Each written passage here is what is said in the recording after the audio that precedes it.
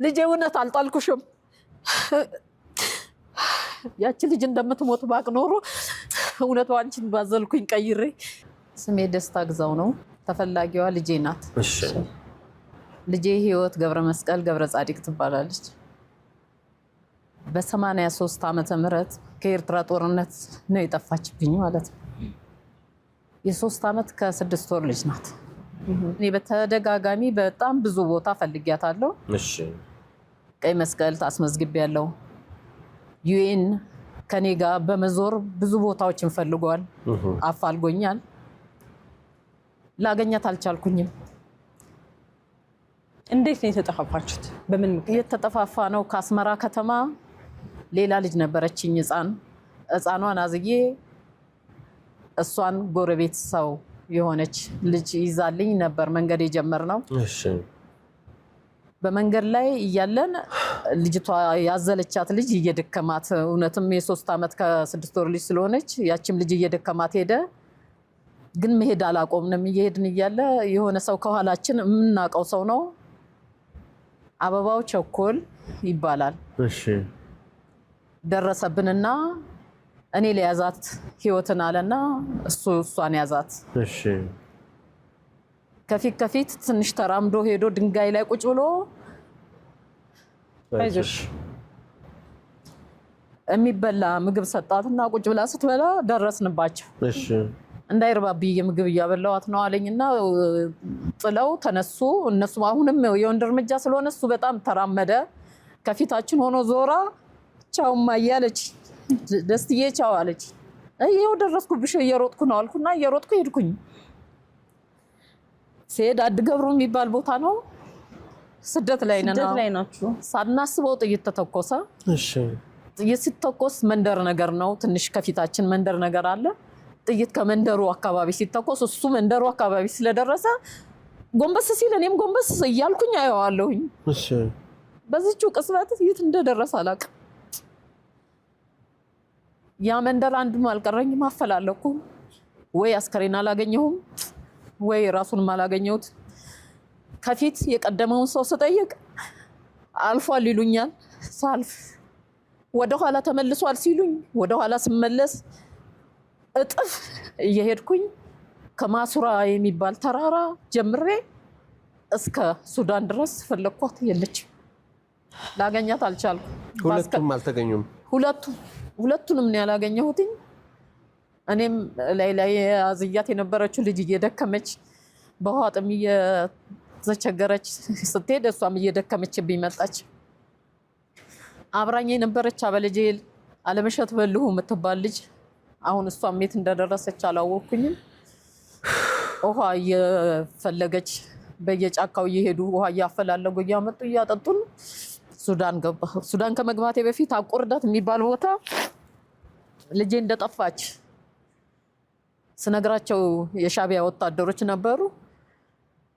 ማረፊያ ቦታ ወስደውኝ እኔን ብቻ አሳረፉ። ልጄን ተንከባከቡልኝ፣ ህፃኗን ማለት ነው። እኔንም እንድበረታ የሚያደርግ የሚጠጣም የሚበላም ነገር ካደረጉልኝ በኋላ እስከ ሱዳን እንድፈልጋት መንገድ አመቻቹልኝና ያው እኔ ሱዳን ገባሁ። አይዞሽ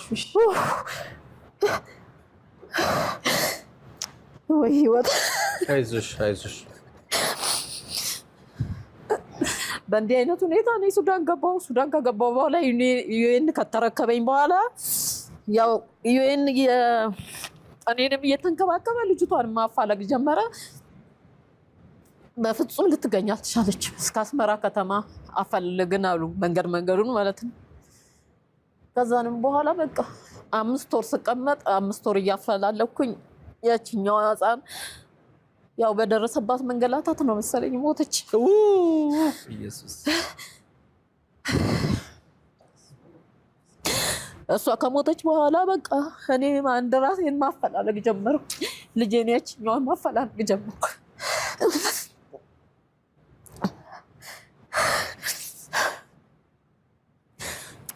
ዳግም ስደት በሚባል የሚሰደዱ ነበሩና እነሱ ደግሞ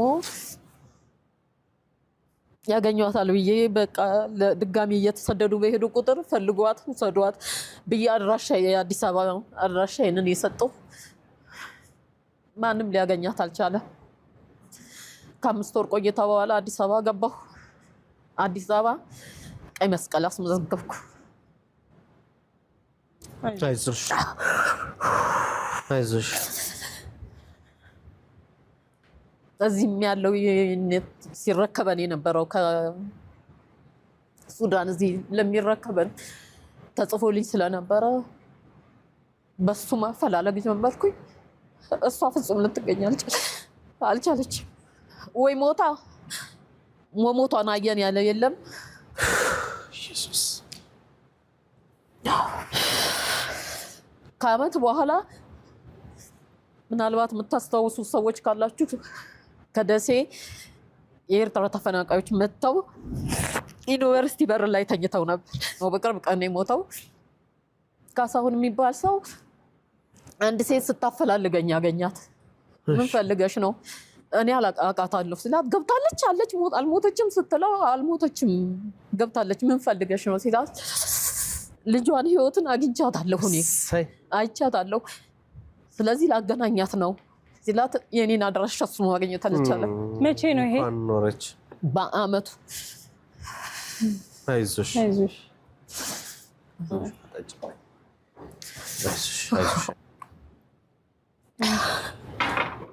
አይዞሽ አይዞሽ እናት አይዞሽ። ሀሚት ነዋይ ትባላለች። ሀሚት ነዋይ ነው ስሟ።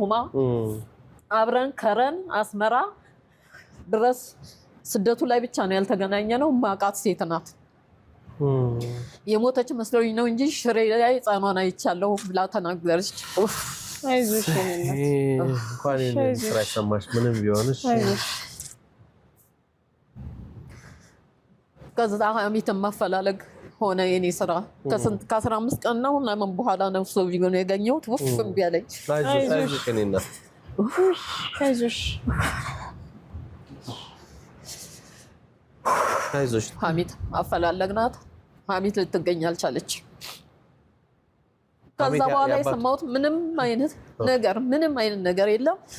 የህይወት ወላጅ አባት ይሄንን ነገር ሰምቶ ነው መሰለኝ መጥቶ ነግሮኝ ነበር። በቃ ከዚህ ውጪ